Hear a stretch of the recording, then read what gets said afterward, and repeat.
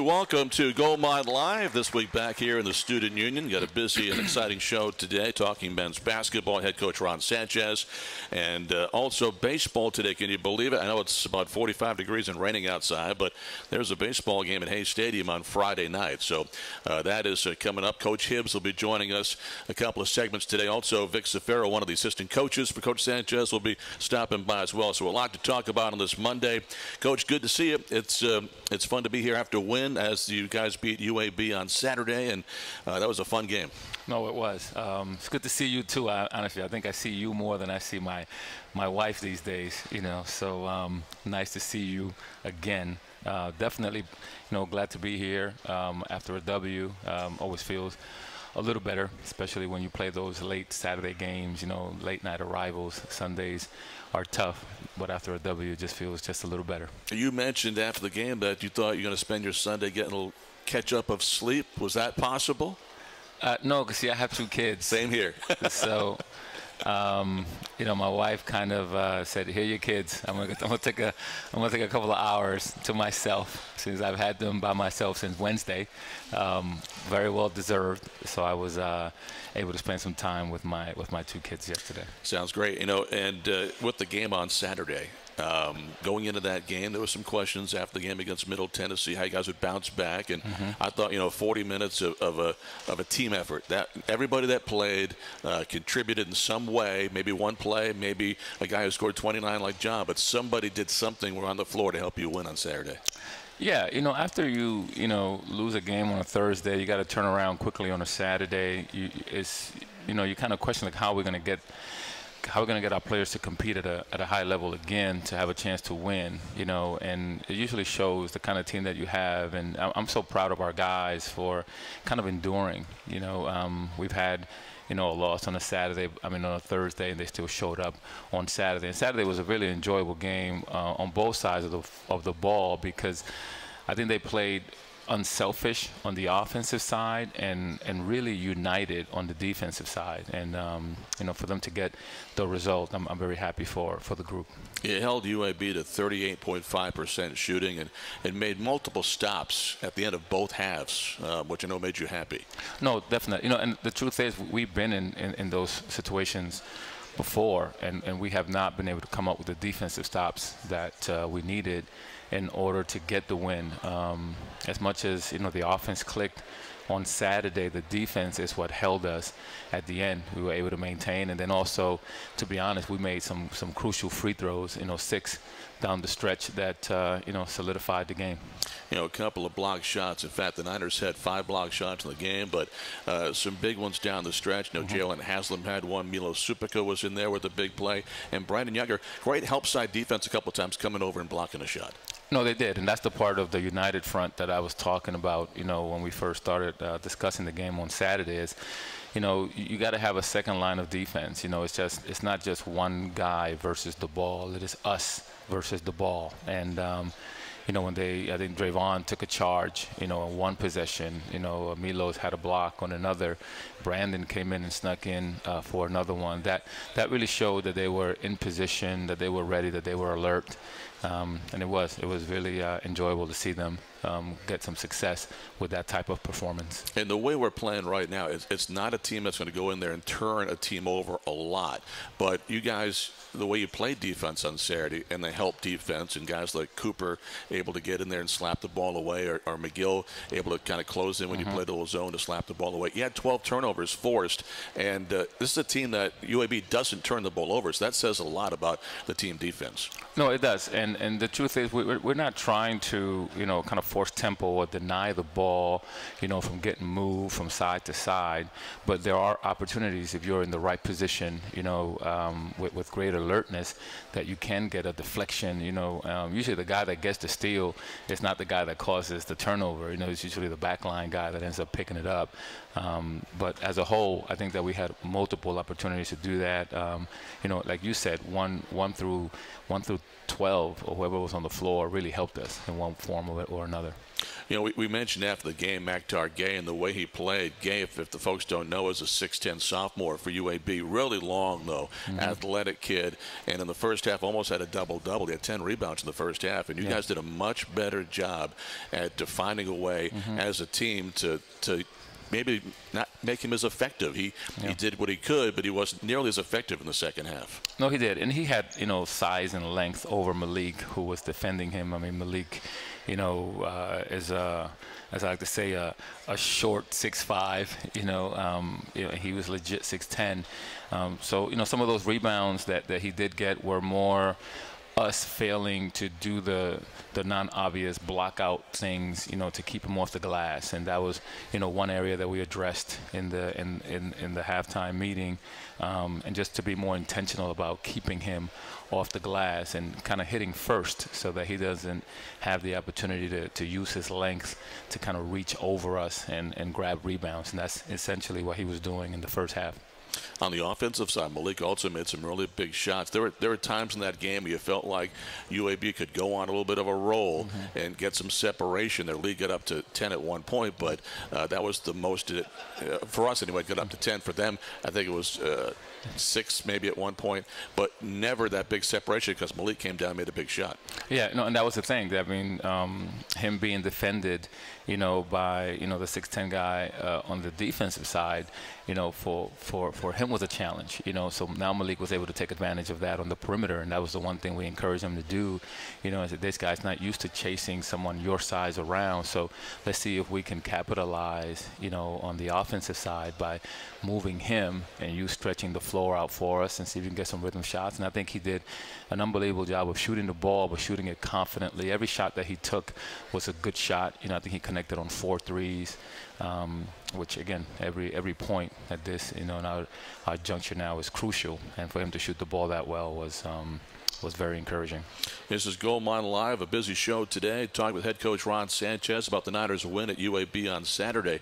Niners don't play again until this coming Saturday, a day game, 2 o'clock tip. That'll be at Old Dominion against the top team right now in the conference. In the win against UAB, let's talk about John Davis for a moment. Yeah. John, going into the Old Dominion game now, is just one basket away from becoming the 5th Niner all-time to reach 2,000 points. That's not just the points. You're trying to get him to be a leader on the floor, and I thought he showed a lot of that in that game against UAB. And you watch the tape, and it's always different going back. And he just said watching the tape, and some of the shots that he made were just big shots in the second half. Well, he had one big one actually in front of you in the second half where we had a 2-point lead, and the clock was winding down, and he hit a contested shot over the 6'10" forward reaching out, which was huge. But honestly, I think that was John's best game of the year. If you look at his stat line, not only did he score, but he only had 1 turnover. I think he had 4 or 5 assists, 6 rebounds, and he scored 29 points. But he also defended. He had a huge role on the defensive side to make sure, to keep their best player out of the lane. The kid was quick and athletic, and I think he did a really good job on that side also. But his leadership, during timeouts, and you can hear his voice, hey, we've been here before. Let's make sure that, we stay focused and lock in. And, I really do. I think that he had definitely his best all-around performance of the year. That shot you referenced was probably one of the bigger plays in that game. I thought another one was one that wasn't too much in front of that one, where he was kind of being hedged towards the bench, getting bumped a little bit by Sullivan, and kept his head up, court awareness. He saw Milos inside and got him the ball, and then Milos had to make a move, but he did, and he scored. No, he did. And it was a risky pass. When you watch it on film, like, whoa, that could have gone either way. Milos does have good hands. He did catch it and had to make a play through traffic and scored the 2, which I actually thought he got fouled, but I was just happy that we got the bucket and we were able to get our defense set and get another defensive stop on the other end. Another great stat line to come out of that game: 14 assists and 23 made baskets. Yeah, this is the third game in a row where we've actually had a positive, assist to turnover ratio. It's been something that has nagged us, throughout the season. It's something we've been trying to address, and it's, nice to see us, share the ball better, not turn it over as much. And again, it's the reason why we've been in these, 1 or 2 possession games, over the weeks. And it's also the process you've talked about throughout the years. It's not just, one game or 1 week or even a full season of results. It's just every day going to work and trying to get better. And then hopefully at one point you're at that position where each and every game you're right in at the end and you're getting more, on the winning side than the losing side. No, definitely. We tell the guys all the time, it's not about, we're not just result driven. This is a process, and we have a growth mindset regardless of, we'll watch the same film after a W on Saturday that we would after an L, because there are lessons to learn. For us is just constantly trying to improve. It's a journey for the players, for the coaches. How do we continue to, tap into the things that, kind of have caused us to fail at the end of games. And again, it's nice to see the positive result on Saturday. Well, Coach, we're going to take a timeout right now, let you step down for a little bit, bring you back up towards the end of the show. Going to bring up assistant coach Vic Sfera coming up next. Then after that, talk a little baseball with head coach Loren Hibbs. This is Gold Mine Live here from the Student Union on campus today. It's from Learfield IMG College.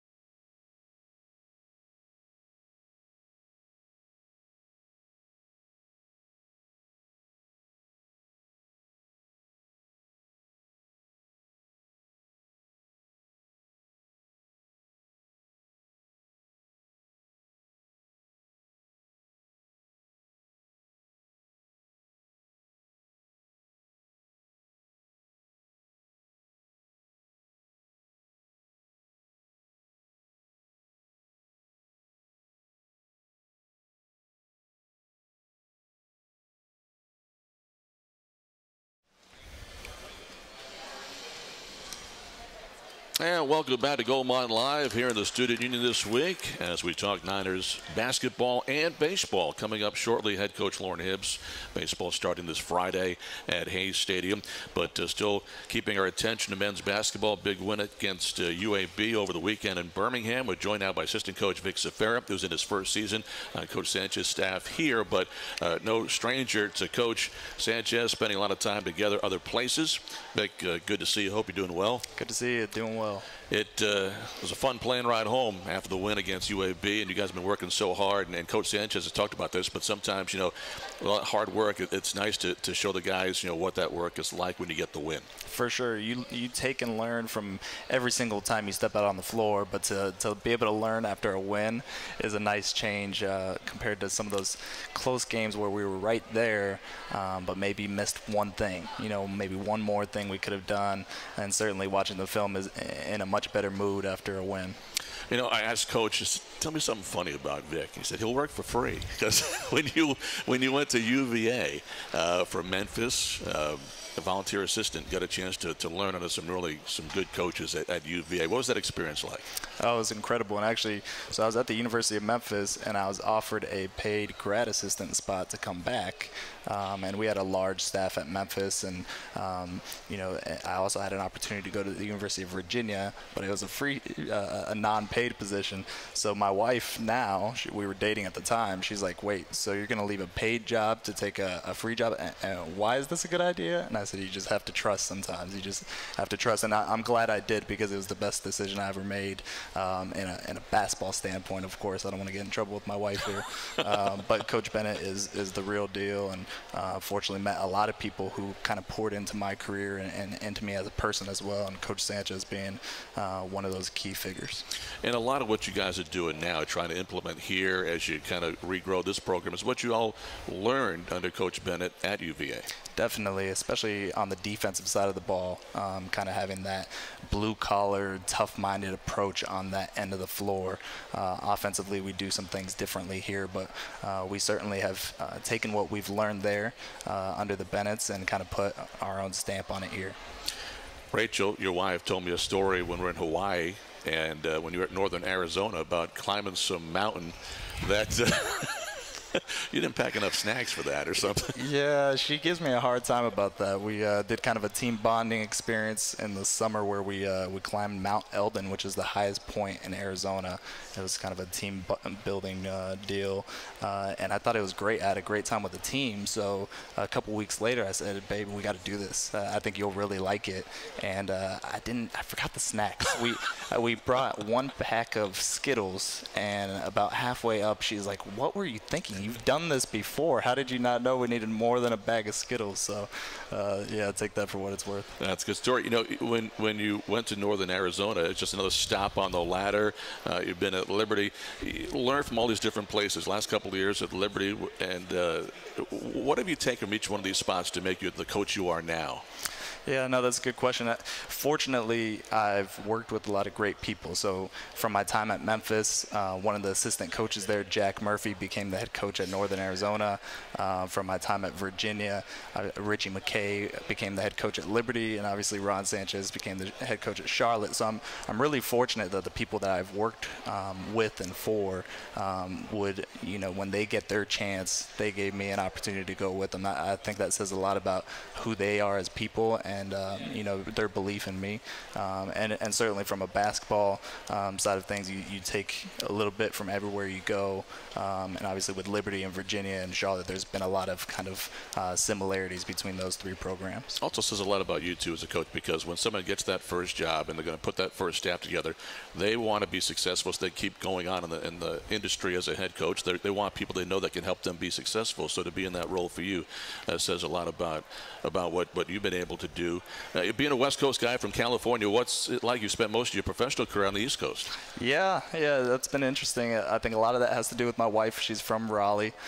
She went to, she finished her undergrad at a school that a lot of people around here give a little bit of a hard time for. Mike Hill can appreciate that at UNC Chapel Hill, but her family's all on this side of the country, and so we've kind of planted our roots here, and you know, met a lot of great people around here, and certainly with recruiting and things like that have kind of you know, found a nice little niche area here. You know, with the places you've been, this is probably one of the bigger cities with the university being here in Charlotte. What's it been like? As you've only been here a year now, but learning the area, and as you sell this program, there's so much to sell, and really a bright future. Yeah, no, I've loved it, because both at Liberty and at Virginia, we recruited Charlotte a lot. So I remember so many nights driving from Charlotte to Lynchburg after catching a high school game here in Charlotte, and to do it now where I'm, you know, 20 minutes away from home or 15 minutes away from home is a huge plus. The other night I went to a high school game. I was able to put Lucas, our 1-year-old, to sleep and still catch a game that night. So I was like, that's phenomenal. But really kind of have embraced getting to know the high school coaches around here even better, the AU coaches around here, and really kind of showing them, you know, our vision for this program, and that we want to embrace the talent that is in this area and make sure they feel, that they've been touched and shown some love by the staff here. Lucas, just about 1 year old, a little more than one. What's it like being a dad now for the first time? You're kind of like a dad to all the players that you have. People entrust them with you and the staff, but now your own son. How's that change things when you go home? You get away from the game a little bit. It's a different mindset, isn't it? Yeah, you really have to prioritize, and time management is really important because if you want to be good at both, you've really got to kind of organize and make sure you're keeping those things in alignment. But I think I've learned more about coaching from Lucas in 1 year than from any coaching clinic I've ever gone to. So it's taught me patience, and I do think there's some applicable things there. I hear you have more videos in your phone of your son than anyone else as a 1 year old. Oh, no doubt, no doubt. Yeah. Well, that's awesome.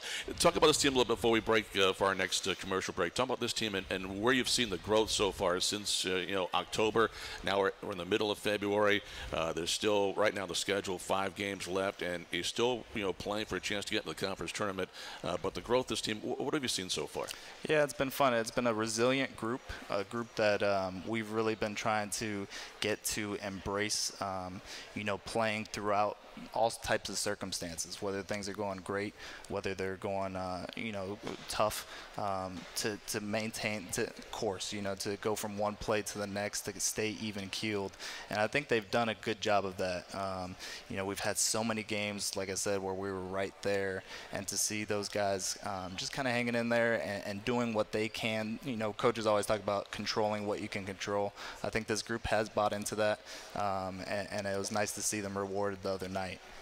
Vic, it's been really fun to watch this team play and grow this year, playing hard. Great win on Saturday. Good luck against Old Dominion. Good luck the rest of the season. Thanks so much. I appreciate it. Vic Sfera has joined us on the show here today, assistant coach for the 49ers. We'll take a break, come back, and turn our gears to baseball for a couple of segments. Bring in head coach Loren Hibbs coming up next. This is Gold Mine Live from Learfield IMG College.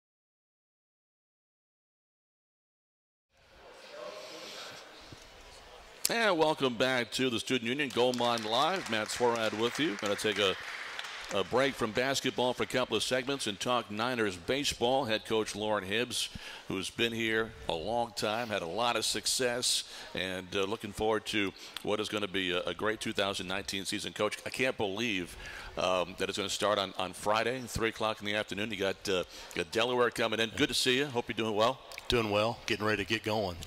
And it's go time. And great baseball weather too, isn't it, Matt? It is. You know, I feel like today you could play a doubleheader. You could pull a tarp a couple of times, but no, it's gonna be a good season. It's gonna warm up soon. It's gonna feel like baseball really soon. And as you prepare for this season, we've talked in the past. Making the move back to Conference USA really elevated the program again against some really good baseball teams, baseball schools, and now you guys are able to compete on a daily basis with anybody right now in the Southeast and getting better each year.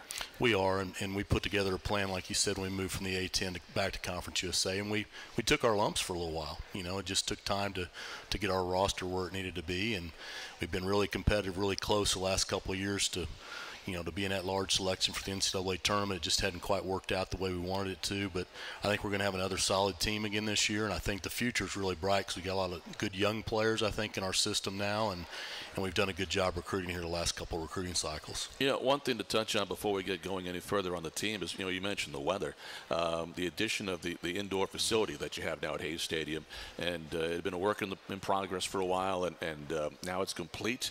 And on a day like today, even if the skies opened up, you guys still get your work in, and that is such a big addition to this program. Huge addition, and again, guys, that we're going to have the dedication here the first weekend in March when we play Kent State at home. So there's going to be more information about the people that have helped us out with that project financially. But it's been great. Our players love it. As you know from traveling around, just about everybody now, whether you're in the South, the Midwest, the North, the Northeast, the West Coast, everybody has some type of covered or indoor hitting facility and pitching facility. So we've needed it for a long time. We got the blessing from our administration to go out and try to secure some funds, and we've been able to work it out with money that we've raised and money that's been put in by our administration. It's been a win-win for everybody. It's funny because there's always these guys in baseball, these grinders that they just want to be at the field all the time. And you hear about Bergman with the Astros when he was at LSU, and he's waking teammates up at 2 a.m. to go, I can't sleep, let's go to the cage and start hitting. You guys can do that now. You got those guys that just, I got to get some more hit swings in, Coach. We got to limit that. Probably like Ron deals with having an open gym. Guys want to go in there and shoot all the time, So there's stipulations and guidelines that we're going to have to put on it, moving forward. But it's great that guys want to work, they want to get better, and now we have the means and the facilities to be able to allow that to happen. Again, we've got the Uptown games at BB&T Ballpark, and they've been really successful. You guys getting big crowds in there, bringing really great opponents in as well. Tell us about what you got on tap this year for the 2 Uptown games. Well, we got NC State coming back, and that's kind of become a tradition to play them on a yearly basis. Then we got Clemson to come, so we go to Clemson early in play in February, and they come back up. It's the first time that they've played in Charlotte, really since 2010 when we played them here at Hayes Stadium, Phillips Field, and. Great that they would decide that they wanted to play us straight up like that. Had great opponents in the past, have great games again this year. The rest of our schedule is, as our guys call it, stupid good. We got to return to Arkansas. We've got Kent State coming in. We got other quality teams that maybe people don't know a whole lot about that are really, really good teams. And on the recent projections on the field of 64. We're playing anywhere between 9 and 12 teams that are projected to be in the NCAA tournament this year. So a few more gray hairs for me along the road, but it's all right. If you're going to be the best, you got to play the best, and we've done that for a long time. You got 56 games, and it's a little different in the program. We spend a lot of time together in summertime. For the folks that don't know, Loren helps me out with the Charlotte Knights on our TV side on weekends in the summertime when the Niners season ends. And I keep saying one of these days I'm not going to get you until July because you're going to be in Omaha. and if Dan lets me go, I'll hang out with you in Omaha. That's the goal. When you look at the schedule, 56 games, it seems like a lot, but it's not. Yeah. So, there's so much emphasis on each and every game. It's different in the pro game, isn't it? It's very different. And again, we have a lot of respect for professional, guys and guys that do that for a living. That's more of a grind with 160-plus games. College is a lot more magnified. Every mistake's magnified. You got to make adjustments and make corrections more, quicker, so to speak. And, I think it's again, there's no bye weeks. There's no really off weeks for us. Once we start playing, we're playing, and we're trying to figure it out on we go, on the fly, so to speak. You've got a great staff, and it's managing players, Coach, because, like you said, it's different in the program. If somebody gets hurt tomorrow, you just can't go out there and make a trade or go to the lower levels and bring somebody up. You got to manage what you have. So when you get in the early months, what is your plan to manage guys and make sure they're healthy the entire season? Well, again, you're bringing up a great point with Bo Robinson, who's our recruiting coordinator and works with our position players. He does a tremendous job, and Bo was played for us. He was an All-American for us. And then with Sean Doty, our pitching coach, he's coached for 20 plus years as well at the Division I level and junior college as well. And then Tyler Simmons, who's another one of our assistant coaches. It's important. I learned it from Coach Stevenson way back. You got to surround yourself with good people. Ron's doing the same thing here with the basketball staff. You can just see the way they interact in games, and we do the same thing. I let our guys coach, always have, give them a lot of freedom. We're all going to be on the same page, when we go out there to play or practice. But I think it's important to let those guys coach, and they may see things that I don't, and then it's my ability or my responsibility to be able to make those final decisions and try to get us in the right position to be able to win as many games as possible. How has the game changed at the collegiate level? Division I, this is a high major Division I league. How has it changed now compared to maybe 10 or 15 years ago? It used to be if you won 40 games in the NCAA tournament. That's not always the case anymore. It's quality of teams you're playing, and are you winning on the road? There's a lot more that's factored in. Well, the first thing is scheduling. I mean, it used to be you could bring teams from the north, you could bring them down in early February, and you play 3 or 4 games. You knew you were going to win probably 60 to 70% of those games just because they didn't have the resources that maybe you did in the South, and we dealt with that when all those years I spent at Wichita State. But I think the scheduling now, that everybody's got an idea, everybody's got indoor facilities, everybody can beat you if you don't show up and play. And the second thing is just the physicality. I mean, there's guys now that are grown men when they're freshmen and sophomores in college, and just the physicality is a lot different than what it used to be. And there's a lot more guys now that are turning down the opportunity to go play professionally right out of high school. They're going to college and developing for 3 more years, and that's made it a little bit more difficult. And we got to pick and choose our spots. We play a great schedule. But those 2 things, just the scheduling and the quality of the opponents that we're playing on a regular basis now, and just the physicality. The kids are just getting bigger and stronger. You'll laugh at this. I got in my car for a moment last night to run to the grocery store, and they were playing on MLB Network the replay of the 1993 World Series, Phillies Blue Jays. Yep. And it was the 9th inning, and Mitch Williams is in to try to close out that 9th inning, Game 6, and he doesn't do it. But they're talking about Mitch is throwing the ball harder this night. He's got his velocity back, and I'm thinking, he's throwing 98. No, he's throwing 90. The night before, he was throwing 86, 87. Nowadays, even at the college game, if you go to the bullpen in the 7th, 8th, 9th inning, that guy's bringing it 98 or more. No doubt.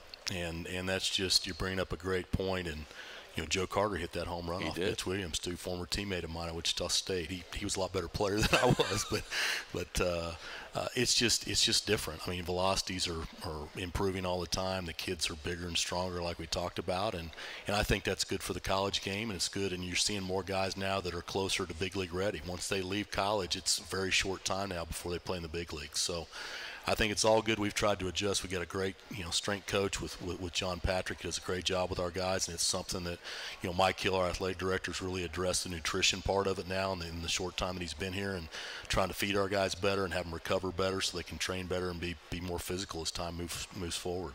Let's take a break. Back with more with Coach Hibbs in a moment, talking Niner baseball. Don't forget they open up 3-game series at home at Hayes Stadium this week. Friday, Saturday, Sunday. Game times 3, 1, and 12 noon on Sunday. So you want to catch some of those, if not all 3 in that weekend set this weekend starting on Friday. We'll take a timeout. This is Goldmine live from Learfield IMG College.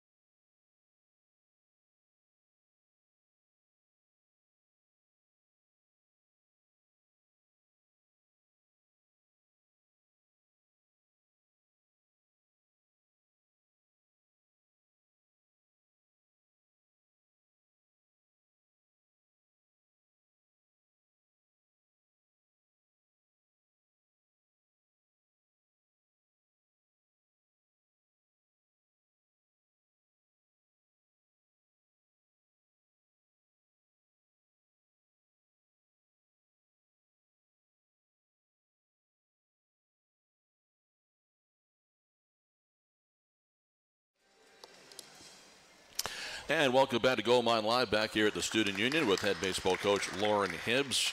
As the Niners are set to open up the season this weekend at home with Delaware coming in for a 3-game series. And they head down to Clemson next week to take on the Tigers on a Tuesday.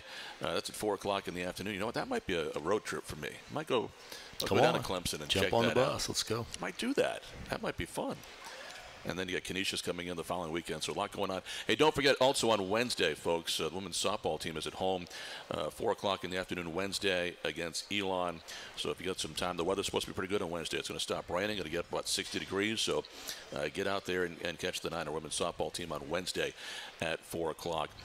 Before we talk about some of the individual players in the team this year, Coach, how about recruiting? And, it's always the lifeblood of everybody's program. And we've talked in the past, it's different with baseball because you could sign a kid and he's going to come here to Charlotte and then has a great senior season in high school, and all of a sudden the Royals draft him in the second round and offer him $500,000 and he's gone. So it's different for you guys. So you have to manage it a little differently. Well, I think, you look at baseball or you look at even other sports, and we've talked about it a lot as you mentioned, but we're trying to find those in basketball or football terms, those 3-star type recruit guys, trying to get them, trying to, get a guy that maybe has got a really good work ethic that kind of fits what we're trying to do with our system that we play and that we run. And if we can find those guys, you can't get 1 or 2-star guys because nobody's a good enough coach to make those guys into, to pro type guys. And then occasionally we get a 4-star guy like a Tyler Barnett we got several years ago that was drafted out of high school that came to Charlotte, was an All-American, and ended up pitching all the way to AAA with the White Sox. So I think, in what we've tried to do over the years, we've done a good job of getting those 3-star type guys that have some talent, and we've done a good job developing them over the years. That's how we've developed into a pretty good program. So I see the same thing with Ron and what they're doing, and respect that, and see how they're trying to play a certain way they're trying to play, and they're doing a great job recruiting, especially locally. It looks like Will's trying to do the same thing with football. You try to get those guys, get them in the system, because let's be honest, we're not going to get 4- and 5-star guys. The kids that are going to play basketball at Duke, I think eventually, we'll be able to recruit those guys in basketball or in baseball. We've gotten a few guys like that, but right now it's not going to happen. And I think we need to be honest with that, and there's nothing wrong with it. It's just a matter of recognizing where you're at, what you're doing, and then having the ability to develop those guys and coach those guys. So that's how we've survived. I think it's good to to talk with Ron and other coaches and see how they do it and see what their plan is. And the future for our men's basketball program is really, really bright. You can see how they play, how they interact, and you can see how they're recruiting. And, kind of like what Will's doing now, too, trying to identify those guys and bring them into the system and get a chance to develop. And the guys like the Zach Jarrett's and the T.J. Nichtings and the Brett Netzers and the Colton Laws and all those kids that were under the radar guys that we valued their talent level, and they had great work ethic, and they developed into really good college players and then into pro guys. I wanted to touch on that because you mentioned those guys that have come through the program in the last 5 years or so, and a lot of those having a lot of success now at the professional level, and some guys knocking on the big league doors. And that's these kids that come up now through high school and the AAU programs and the showcases and things like that, where their goal is to be professional baseball players. Yep. So when they see guys that you're putting through this program have success now at the next level, that helps you as well. It helps us, and it's something that we've taken a lot of pride in over the years. We've had countless guys that have been non-drafted guys out of high school. Again, I'll keep referring to it, those 3-star type recruits, those guys that have ability but maybe not that top end, and to try to develop them. And again, we actively pursue those guys, and we've done a pretty good job over the years developing those guys into quality players. This year's team, you got some really good talent on this club coming back this year. And talking about some of the veteran guys, Harris Yad, who's your catcher, Tommy Bullock, middle infielder, Matt Brooks, Friday night starter. Yep. Some really good, pieces that with the younger guys you got coming in this year, you feel like it's going to be, a team that's going to be competitive in Conference USA. I think so. We got a good group of seniors. I don't think we have any just top-end pro-type guys. I think Harris Yad's a guy that's got a chance to do that, and there's a few other guys that do, but we've got a good mix of local guys. As you know, talking a little bit more about recruiting, we really have put a priority over 27 years to recruit locally, and we've done a good job of that. Harris Yet played on a state championship team at South Meck. Tommy Bullock's from right up the road in the Lake Norman area, Mooresville area. So we've got Drew Ober, went to Huff High Schools, and another really good veteran player for us. So we've got some older guys that have experience and they know what the speed of the game is. Matt Brooks is a kid that we got out of Pennsylvania that was more of a shortstop than he was a pitcher out of high school, and he's really developed into a quality guy. And then we've got other guys. Colby Bruce is another kid that's from South Charlotte, played it, in that area and played travel ball around here. So we've got other guys that kind of a good mix of guys from this area as well as outside the state of North Carolina that we feel good about. We've got some good young guys. I don't like to pump up the young guys, you know how I am, because they're still a long ways away. But our talent of our freshman class is significantly better now than what it's been for a few years. And our recruiting that we had in the fall signing period is better than what we've had for the last several years. So I think not only for this year, but I think moving forward, I think we got a chance to continue to develop and continue to compete at a top-end level. A lot of it's pitching. You feel confident going into the season what you have on both the starting side and in the bullpen? A little short in a couple of areas. I don't want to get into that right now, but we're working on correcting that. We got a couple of guys that are dealing with non-arm related injury issues that we're trying to get them back in the mix, and probably not going to have them available for the first couple 2 or 3 weekends, but we'll work through that. It's like you said earlier, Matt, we can't call anybody up from AA or AAA. We've got to deal with what we got, and we like our guys. And it's really time to play somebody different. They're tired of playing each other in inter-squad scrimmages. We need to play somebody different and start making adjustments. On the offensive side, a team that you've had some power in recent years, a team that's going to score some runs? Well, Bo does a great job with our hitters, and again, he played for us. I've known him since he was 17 years old, and we're on the same page. He does a great job with our guys. So we'll see. It's become more of a launch angle game nowadays, even in college, and a lot more guys hitting the ball in the air. And we're trying to kind of mix all that together. We're still trying to value being able to play defense and being able to do maybe some short game stuff that's a little bit more old school, and along with letting guys kind of swing the bat a little bit more at times. This may sound like a silly question for fans that don't really know, but I look at BB&T Ballpark. We've talked about this in the summertime, how the ball, it doesn't fly in certain areas like it did when they opened the park because so many more condos have been put up, and I think it's changed wind direction. Have you noticed changes at Hayes Stadium with the school growing, and you got the hitting facility now and the indoor facility there on the first base side? Has it changed the way the ballpark plays at all? All the older pitchers come back and say they want to pitch now, because the ball did carry a little bit more before we built the stadium and built all those things. But not a dramatic difference. And, they've kind of messed around with the bats, and I think they got the bats right now. They got the balls right now. So if you square the ball up, it's going to be a double or home run. If you don't, it's probably going to be an out. So we just got a beautiful place to play, so I don't mean to demean anything that we've done with our facilities because it is awesome. I mean, the view is awesome. It's great for our fans, and we got more things coming, in the future. So it's all good. It's positive, and we're just going to have to continue to work on making progress. You mentioned the bats, too. How much has the bat changed the game as well? How similar is it to now playing with a wooden bat? It's closer. I mean, we see those AAA games, and I know you do that all the time, seeing 100-plus AAA games every year, but it's closer, and the game's good now. There for a couple of years, the bats were so dead that you could really square up a ball, and it wasn't going to go anywhere. But it's better now. I think the game's better. Again, it's just a matter of us trying to make the adjustments and try to put our players in a position where they can be successful, and we'll get going with that on Friday.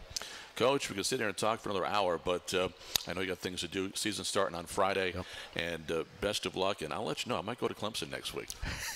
I'm not kidding. Jump on the bus. Head coach Loren Hibbs joining us here on Gold Mine Live. Back to basketball with Ron Sanchez coming up next. This is Charlotte baseball and basketball today. The Coaches Show from Learfield IMG College.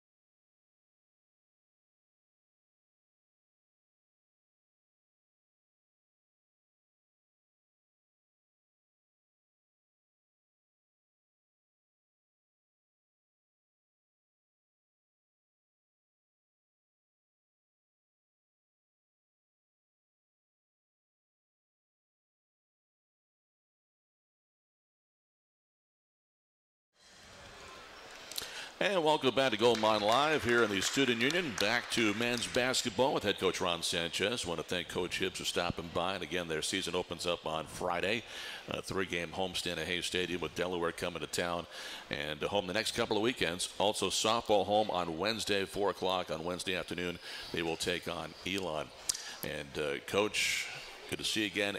And as before we had Coach Hibbs come up, I told you that he is my TV partner in the summertime for Knights baseball, and you said, well, you like to do that too. So the open invitation, whenever you want to come over, you live at the View. It's only 2 blocks away. I'm going to take you up on that. I think we can have some fun together. You two look very comfortable here. You look like a nice couple, that's used to working together. We have spent a lot of time in the summer together. What's really cool is even though Coach on the college side, he has all the players that come through at BB&T Ballpark. He either saw in high school or recruited, or he has this great memory of what they were like younger. So when he sees them now, has all that information. It's amazing. No, it actually, I met one of the parents of one of his players who's in the league now. I can't recall the young man's name, but we met in the elevator in the building that I live in, and they spoke so highly of Coach Hibbs. He's actually been awesome for me. He has taken me out for coffee just to discuss the university and the process and the journey. He's got so much knowledge. I'm so thankful for his friendship. But what I got today was that I want to ask the people in Holton Arena, see if we can build something inside Holton that'll make the opponent basket, fly, make the ball fly differently or something when the opponent is shooting, to see if we can get a little extra help on the defensive side. Make the backboard look out of focus, right? Yeah, so I was like, what are you guys talking about? The ball's flying differently? That's a condo built? I mean, baseball, I tell you, analytics ruining the game. Exactly. There is a lot of that in 2019, no doubt about that. Hey, we're back on the road this week, going to Old Dominion, your first experience as the Niners coach in that building. ODU is very good. They're even better at home. They're 12-1 right now at the Constant Center. What you haven't seen a lot of ODU, but I know you're impressed. You're the head coach. You guys are friends. You like what they're doing. That's a good team. It's a very good team. And the good part about this contest is that it will not be the first time that we see them. We played them a few weeks ago and had a great first half and did not come in and play a great second half. But we do have some familiarity with what they do and how they play and their personnel. Obviously being on the road will be a different challenge, but at least there is something there to kind of hang our hat on and say, okay, these are the things that we did well, things that we did poorly, and let's see how we can improve from the first time we play them to the second time. Winning on the road is hard. It doesn't matter what league you're in, how talented your group is, or winning on the road is extra hard. You have to be extra attentive to the details and game planning and executing game plans, especially when you got fans, and they have a nice home court advantage there because their fans are very supportive. B.J. Stith, you know a lot about him. He was good in the game at our place. He's having a good senior season, isn't he? He is. He's been multiple player of the week, in our conference. Obviously, I know his dad was, UVA grad, one of the UVA legends, actually. And, we recruited VJ out of high school. He committed to us at Virginia. And then when his dad went to ODU, then, he followed his dad and his brother. He's a talent. He's obviously scoring, 18 points a game for a reason.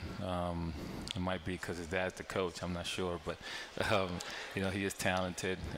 He can shoot the ball. He's got good size. As a whole, they do have a very good team. He does shoot the ball well, 40% from three. That's pretty good.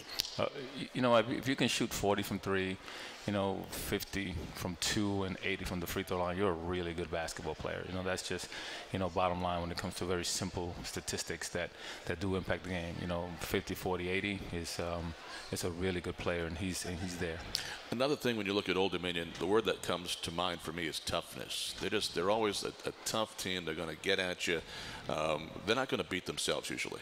No, and it's also you watch them, and we follow most of the teams in the league, and they also have been in games where they were losing, in the second half, even close games in the the later part of the second half, and they have found a way to win. That to me is a key sign in a good team where and that's part of their experience, and they've had previous experiences, from previous seasons, and they've had more experiences this season. So now, the team just continues to grow. So when they're down 2, 3, 4 points late in the second half, you watched it multiple times this season. They find a way to win, and that's why, they're the number 1 team in our league right now. Yeah, sitting at 20-6 overall, and atop the conference at 10-3. We'll take our last break of the show. Back with more Gold Mine Live with head coach Ron Sanchez. It's brought to us by Learfield IMG College.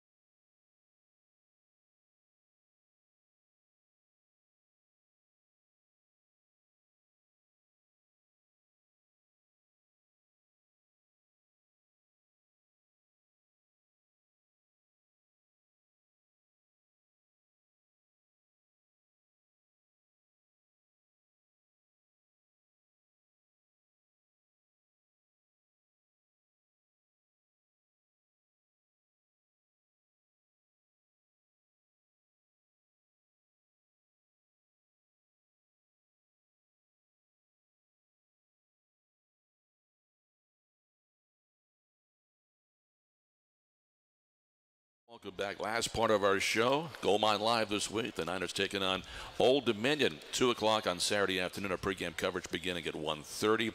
The Niner women are home this weekend against Old Dominion. Against softball is home on Wednesday against Elon. Baseball home against Delaware all weekend, Friday, Saturday, Sunday. So a lot going on for Niner fans. And for you, Coach, you get a week to prepare for Old Dominion.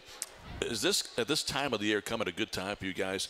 You're coming off a win. You might want to get back on the floor, but you got a week now to work to prepare for a good team. Yeah, the beauty about this week is that we get a little extra rest, because you don't have to cram in X number of practices in 3 days and then be ready to compete, preparing for 2 teams, which is really a challenge in our league.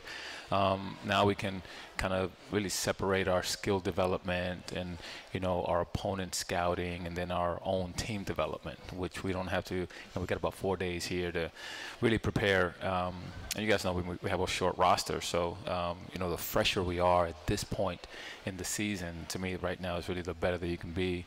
And also, we're still trying to make sure that we don't put our guys in positions to be injured, so, having enough rest is really, really important in the management of their bodies. And for our fans, you look at the schedule, there's no more home game schedule, but there are 2 more coming. We got the bonus play this year in Conference USA. You'll notice there's 5 dates listed on the schedule. We'll only play in 4 of those 5. There'll be an open date, and then after this Old Dominion game, they'll kind of look at everything. There's a formula, and we'll get our 4 games, 2 at home, 2 on the road. It's going to be different for you. No, definitely. And to be honest, this is the first time that I've ever experienced anything like that, which is strange because, you want to be prepared. Your staff wants to be prepared. Who are we going to watch? Who might we play? We won't know. But at the same time, it just says now, we got the entire staff is focusing on one team, which is interesting for this week. But yeah, it's weird not knowing who you're going to play, whether you're going to be on the road, you're going to be at home. All those things kind of fall into place. And there's going to be a team or two teams, I'm not sure how it works, that don't play that first week. So after Saturday, that could be almost 2 weeks before you play again. Yeah, honestly, I have no idea what to expect. As we always tell our guys, we control what we can control. We can't control that, so I spend very little time even thinking about what's coming up. When it arrives, we'll attack that, and we'll be ready. World's greatest producer just sent me a text, Matt Present, saying bow time challenge. Before we take our wrap here, Coach, got the music coming. What's the biggest challenge for the game against Old Dominion?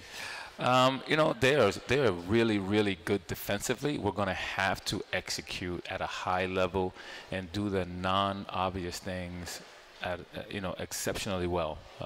That's the only way that we can compete, but that doesn't change whether it's ODU or any other team in the country. So that's who we are. Sounds great. Have a great week of practice. We'll see you in Norfolk. No doubt. Thank you so much. Thanks for listening. Head coach Ron Sanchez. Want to thank Vic Sfera. Also baseball coach Loren Hibbs. Join us in Goldmont Live this week. Matt Present back in the studio. I'm Matt Sweirad. So long, everybody.